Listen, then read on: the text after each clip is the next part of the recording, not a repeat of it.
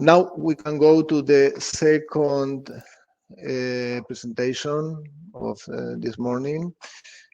This is the title is Baterías en vehículos eléctricos conectados a la red. Federico Arismendi, ok, I can see you, se puede ver ahora. ¿Puedes compartir pantalla?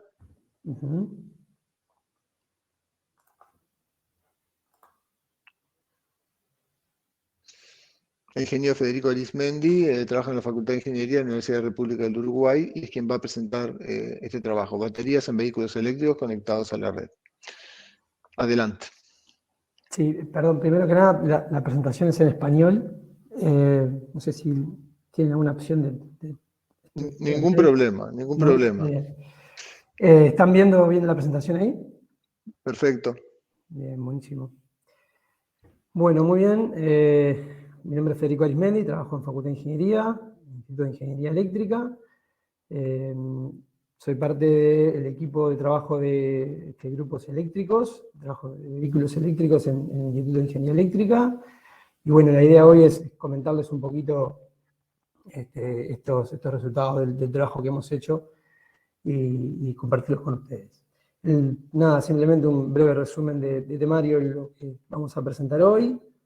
Yo no sé si después van a tener las PPT disponibles de alguna forma, pero bueno, se las vamos a hacer llegar. Presentar el grupo de trabajo. Es un equipo de docentes con los cuales trabajamos desde el 2016, ¿sí? en temas vinculados a la movilidad eléctrica. Trabajamos en distintas aristas, digamos, de lo que es en sí el vehículo, con su tecnología, digamos, pero también su relación con la red eléctrica y en aspectos también tarifarios y de mercado, normativa y reglamentación. Es decir, intentamos abarcar un poco más de lo que es específicamente el vehículo, intentando alcanzar todo lo que es la parte todo lo que rodea, digamos, las distintas aristas donde el vehículo tiene implicancias. Simplemente para comentarles, nosotros en el instituto estamos montando en este momento, estamos terminando de montar un laboratorio para ensayo de baterías, ¿sí? Tenemos ya el equipo operativo, estamos cerrando las últimas facetas de la implementación, terminando algunos detalles técnicos, pero ya estamos realizando ensayos, ¿sí? Ya estamos realizando ensayos pequeños en algunas celdas. Estamos de alguna manera transitando la curva de aprendizaje de operación del equipo, que es un equipo muy complejo y digamos, bastante innovador, y nos da realmente una capacidad muy importante de hacer ensayos en baterías, ensayos controlados que nos permiten cargar curvas en las baterías, tanto para carga y descarga, y poder así obtener información importante y relevante. Y bueno, es realmente un equipo que digamos, en la región, digamos, hay muy pocos o prácticamente no hay. Entonces eso de alguna manera nos pone en un lugar muy interesante en el cual podemos trabajar en lo que es no solamente en la parte del vehículo, cómo funciona con el tema de las baterías, cómo es la degradación, cómo es su capacidad y demás, sino después también relacionado con la red eléctrica. Este equipo tiene la posibilidad, por ejemplo, de en las descargas inyectar energía a la red.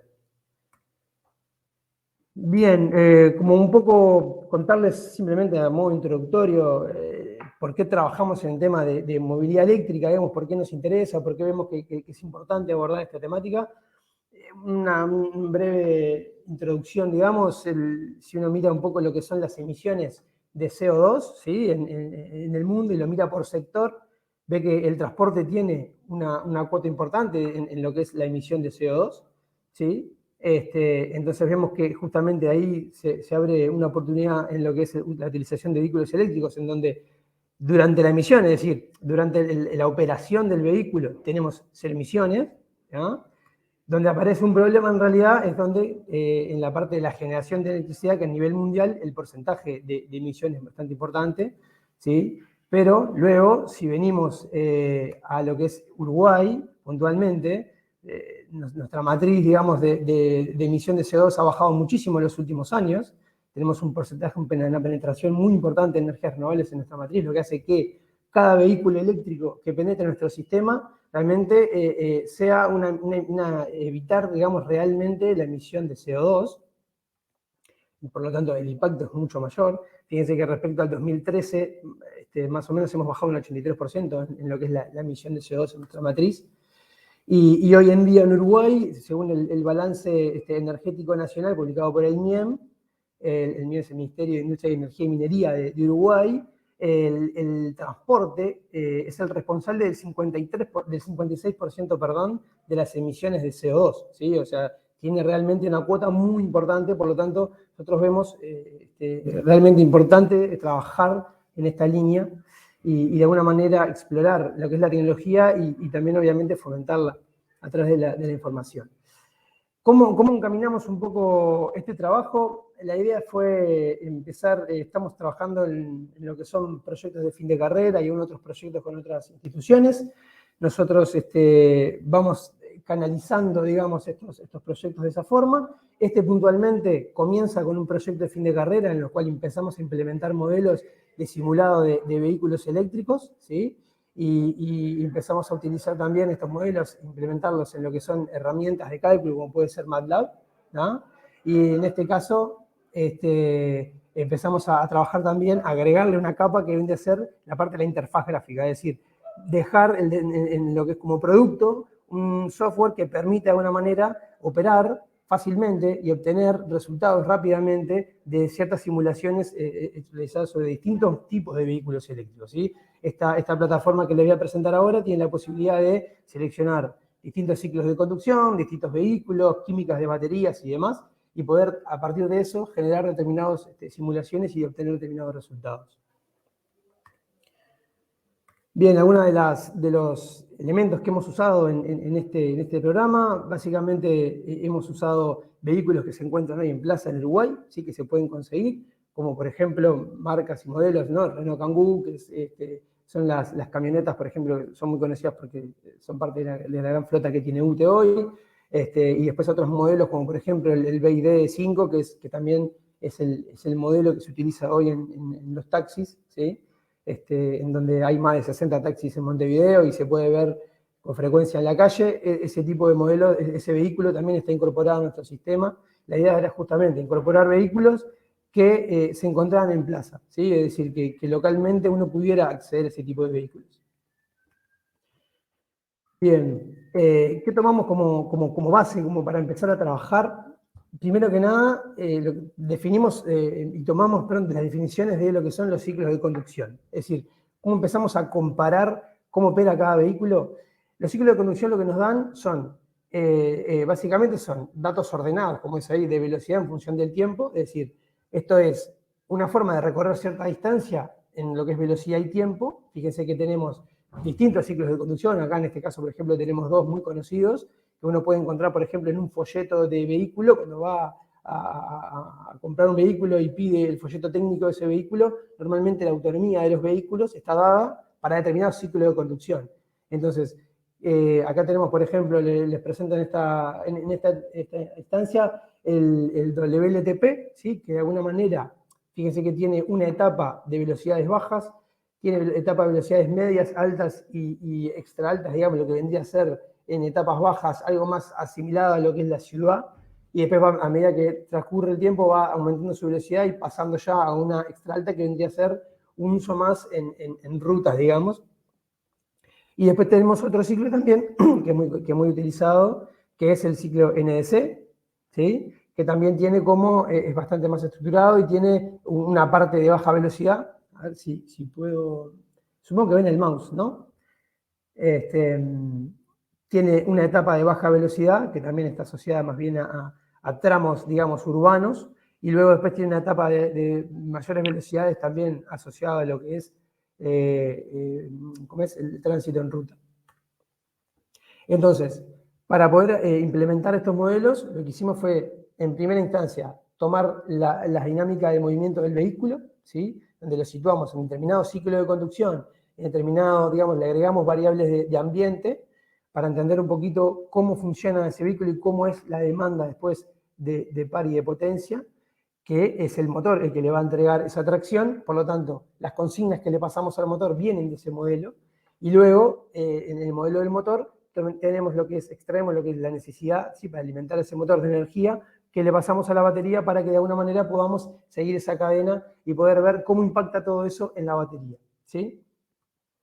En lo que son el modelado, digamos, del vehículo, tenemos, como les decía, la ecuación dinámica, ¿sí? Del vehículo, donde también incorporamos modelos asociados a la aerodinámica, ¿sí? Pueden ver, por ejemplo, esta es la fórmula genérica, digamos, del balance de fuerza sobre el vehículo. Tenemos la expresión, por ejemplo, de la fuerza aerodinámica, el peso, y después tenemos la ecuación general, digamos, en lo que vamos a considerar nosotros en nuestro modelo. Este es el balance de fuerzas, donde vamos a tener en primera instancia una fuerza traccionaria que hace mover el vehículo, que está descompuesta en dos componentes. En realidad, una componente hace referencia a la tracción en el caso de que el motor esté en la parte delantera del vehículo, ¿sí? Y otra en el caso de que el vehículo tenga el motor en la parte trasera, ¿no?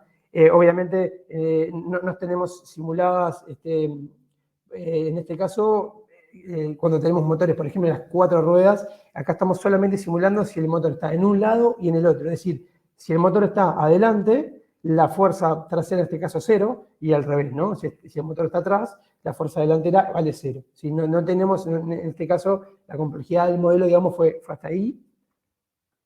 Luego tenemos fuerzas de rozamiento que vienen de las ruedas delanteras y traseras, la resistencia aerodinámica y el peso, ¿sí? Eso es como un poco el cierre del balance de fuerza que aplicamos y en lo que es la masa por la aceleración, digamos, la derivada de velocidad con respecto al tiempo, tomamos también en consideración un factor de masa, que básicamente lo que hace es convertir las inercias rotativas, digamos, de las componentes rotativas en traslacionales. Luego, cuando nos paramos en el motor, tenemos en cuenta, obviamente, aspectos de cada motor, ¿sí? Tenemos en cuenta aspectos, por ejemplo, de torque, de potencia, de velocidad, ¿sí? Cada motor tiene su huella, digamos, su perfil de torque y de potencia, está para distintas para distintas velocidades. Entonces, también tomamos esto como consigna para después elaborar lo que son las demandas que va a tener la batería en función de esto. La batería nosotros la vamos a modelar básicamente como una fuente, ¿sí? Ahí la ven como OCV, que significa Open Circuit Voltage, ¿sí? Y luego tenemos una resistencia interna, y este va a ser nuestro modelo simplificado, ¿sí? Que vamos a usar en nuestro software. Y el valor, digamos, de la resistencia, el valor del voltaje de circuito abierto lo vamos a obtener en realidad de una curva característica que está relacionada justamente con el SOC, que es el State of Charge, es decir, el estado de carga que tenga esa batería, y que también está vinculado a lo que es la química de cada batería, ¿sí? O sea, cada química de batería tiene su curva, digamos, de tensión en función de estado de carga, ¿tá? Y cuando uno selecciona en el software una química diferente, lo que está haciendo es setear justamente esta curva para que después el software pueda seguir para cada instante y sepa lo que es la tensión de circuito abierto. Cuando vamos a lo que es la resistencia interna, en este caso, tenemos también que es una función en realidad que depende de dos factores.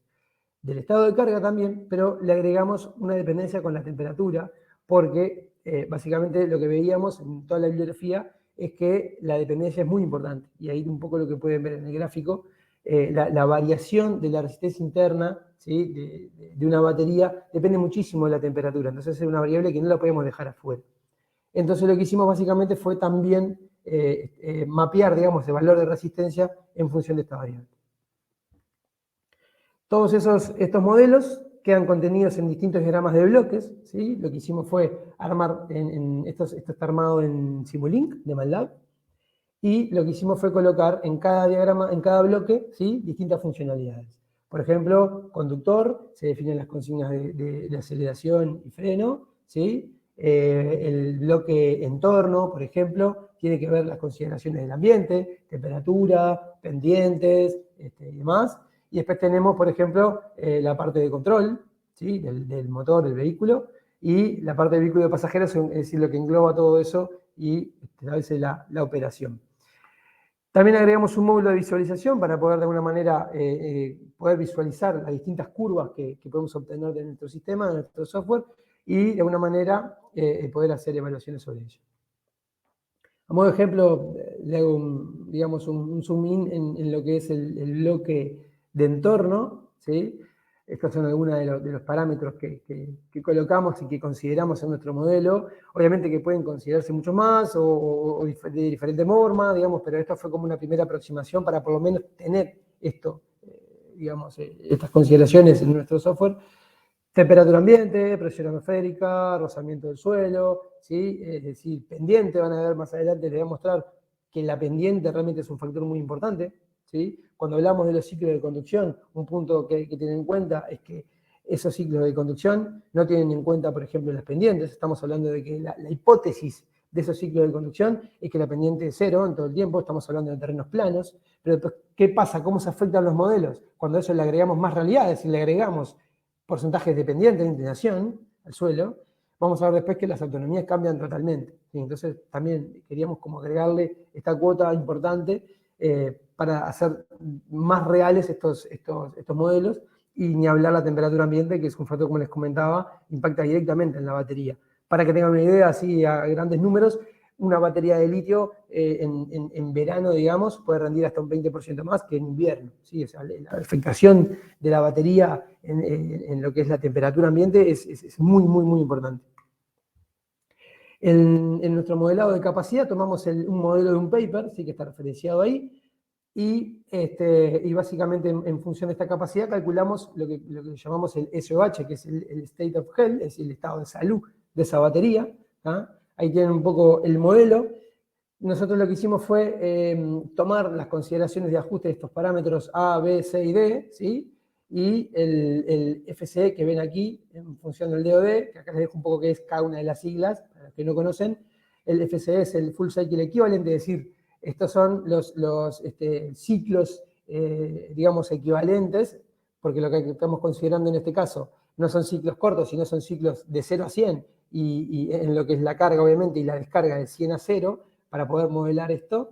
Y el DOD, que es el Deep of Discharge, es decir, cuánto se descarga las baterías, es un parámetro muy importante en lo que es el modelo. La temperatura, el C-Rate, que es un parámetro que nos da, nos indica de alguna manera lo que es la tasa de carga-descarga de una batería, ¿tá? Y en base a eso estimamos la capacidad, y con la capacidad tenemos la capacidad inicial. Nosotros la capacidad inicial es la que tomamos de los catálogos, ¿sí? Los fabricantes cuando publican las características de sus vehículos también desglosan por batería y dan el valor normalmente de capacidad inicial. Nosotros tomamos esa consideración, cargamos una pequeña base de datos en donde le damos las características de cada vehículo, dentro de ellas la capacidad inicial, y luego en las corridas que vamos haciendo vamos actualizando esta capacidad, ¿sí? En función de lo que nos da el modelo. Perdón, está quedando un minuto nada más. No sé si podés ir más o menos voy un poquito redondeando. más rápido. Tenemos la interfaz gráfica, entonces, con la cual operamos el sistema, ¿sí? Podemos cargar ciertos ciclos, podemos cargar caminos y ver un poco cómo responde el vehículo en velocidad, por ejemplo, en torque, en estado de carga. Bueno, y después realizamos validaciones de los modelos. En estos casos están las validaciones hechas contra lo que son los folletos, ¿sí? Para distintos ciclos de carga, distintos vehículos. Por ejemplo, el NDC, el WLTP. Ven que los errores que tenemos respecto a los folletos son relativamente bajos. Ninguno supera bueno, tenemos un caso de la Renault Kangoo que supera el 5%, pero el resto están por debajo. Luego hicimos una validación práctica con una Renault Kangoo de UTE. Lo hicimos en conjunto, hicimos cierto recorrido y tomamos en cuenta, tomando datos de Google Earth, lo que es la parte de las pendientes. Entonces, consideramos también eso en nuestro modelo. Y obtuvimos determinadas cargas de velocidad y RPM del motor y velocidad. Vemos un poco ahí cómo es la comparación. La otra curva azul es la del torque. Vemos, por ejemplo, el torque negativo implica cuando el vehículo operó en el modo de freno regenerativo, y la curva del estado de carga. Rápidamente, lo que es las simulaciones respecto del SOH, vemos cómo es el impacto del DOD, ¿sí? DOD de 80% hacen que la batería básicamente rinda un 57% menos, hasta llegar al 80%, es decir, 57% menos de ciclos. Impacta muchísimo el DOD en lo que es la capacidad de la batería. Y luego realizamos simulaciones en lo que se llama una segunda vida, ¿sí? De las baterías, en donde suponemos que al 80% la batería se retira del vehículo y se coloca en una aplicación mucho más estacionaria, y ciclamos, digamos, de una forma con ciclados bastante menores, y vemos cómo son las duraciones. Vemos que algunas baterías pueden llegar a durar más de 9 años con una capacidad, reduciendo la capacidad muy poco. Bien, el valor del 80% lo sacamos de una referencia de la USB ABC, que es un consorcio americano que de alguna manera trabaja también en referencia a dar indicaciones sobre baterías y establece de alguna manera normas normativas para la industria. Lo tomamos como referencia. Y bueno, como conclusiones, rápidamente, lo que es la parte de la importancia de la pendiente, por ejemplo, vemos que hay una autonomía que se pierde en torno al 23% si consideramos la pendiente como si no la consideramos. Luego vemos también que en lo que es la profundidad de descarga hay una mayor incidencia respecto a lo que es el C-rate, es decir, realizar profundidad, o sea, en el vehículo de operación a profundidad de descarga mucho mayores, incide mucho más en la degradación de la batería que hacerlo a tasas de descarga mayores. Y bueno, eso básicamente a modo de resumen es un poco lo que quería presentarles hoy. Bueno, muchísimas gracias y gracias por acelerar al final tratando de respetar los horarios. Yo no veo aquí ninguna pregunta. Esperamos por algunos segundos a ver si alguien está escribiendo. Y si no, como decíamos en la presentación anterior, si nos quedan algunos minutos al final de la sesión, eventualmente se pueden hacer preguntas sobre trabajos anteriores. Mira, aquí hay una pregunta, Diego Feroldi. ¿Cómo harían para extrapolar la vida útil del ciclo de conducción estándar al manejo real diario? Bien, ahí nosotros le agregamos, es muy buena pregunta esa, le agregamos a este módulo este año, terminamos a mediados de este año, un módulo que justamente lo que implica, vieron que yo les mostraba al principio en la gráfica, en la interfaz gráfica, que uno tenía ciclos estandarizados y podía, en función de esos ciclos de conducción, a ver, quiero llegar, perdón, a la interfaz gráfica, acá.